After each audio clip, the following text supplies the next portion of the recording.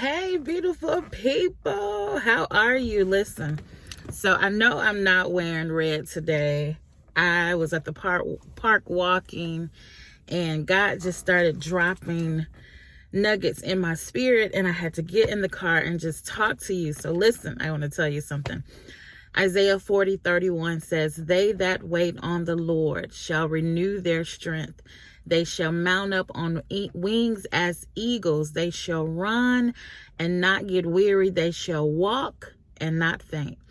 Listen, I was walking today, and so I guess maybe that's why the Lord planted that verse in my spirit, because I was a little tired. I was trying to get 3 miles in. Well, really 5K, so it's 3.1 miles.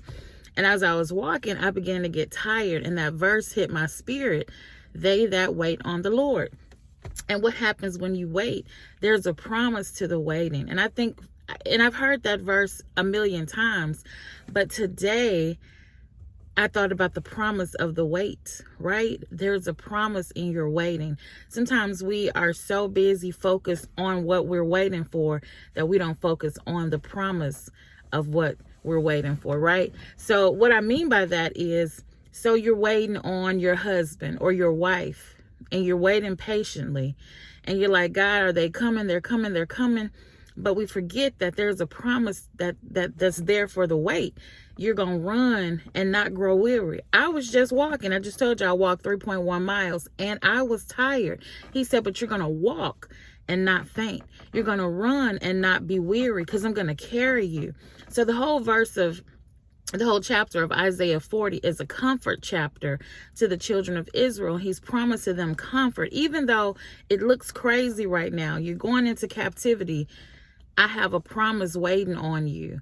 And that's the promise of the wait. And so what happens is, during the wait, of course, we start hearing those voices. I'll never get married. You're not cute enough. You're not smart enough. You're not intelligent enough. Honey, there's so many other women, and there's not enough men. And there's so many things that the enemy is trying to tell you.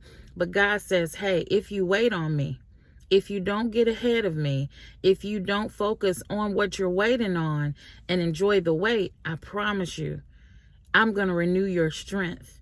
You're going to be able to run and not get weary, and walk and not faint. So that's what's happening when you wait. So I want to tell you 4 things, and then I'm jumping off here so I can go home and get ready for work. But number 1, make space for what you're waiting for. Don't pray and ask God to do something for you and then you don't make space for it.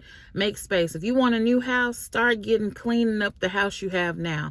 Start getting that house in order to move. Get rid of some things now so you don't take that clutter to your new house. Number 2, wait with gratefulness. I have been guilty. I have not waited with gratefulness. Matter of fact, I've waited with jealousy sometimes. Lord, how you gonna bless them? How you blessing them? Hello? Do you see me over here? I've been doing everything you told me to do, and I'm not getting. Wait with gratefulness and thanksgiving, because he's coming. And if he's blessing them and y'all are close, that means he's in your area. He's on your street.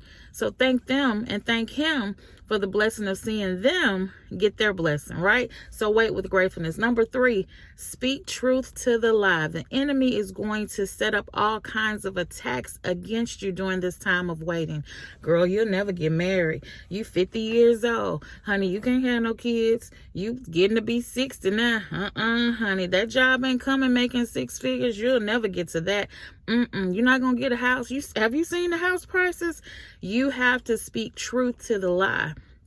But you got to get in the word of the God to speak truth, because you have to be able to counteract every lie he says to you with the truth. I am a child of the Most High God. I am the head and not the tail. I am blessed in the city. I am blessed in the field, right? I am the righteousness of God. Hello? He that begun a good work will continue it until the day of Jesus Christ. You got to get in that word, because Satan is coming for your mind. He ain't about to fight. Our weapons are not carnal. They're not. We're not about to be boxing Satan. We're about to have to fight him with our words. So what are you speaking? Speak truth. Speak truth to the lie. That's how you counteract that. And then number 4, get busy. Get busy doing what God called you to do. What are your spiritual gifts? What does he put you here for? What are your talents? Are you an exhorter? Do you give great encouragement? Then be out here encouraging people.